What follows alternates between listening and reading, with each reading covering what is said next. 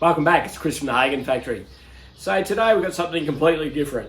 I've been up to the Bendigo Go-Kart Club, up to their complex, to their track, and Elliott Brothers of Bendigo have put on a ride day on postie bikes up there. So they're getting ready for a bigger event, but it was a fantastic day. There was a couple of different classes up there, everyone was having a great time, but let's have a look.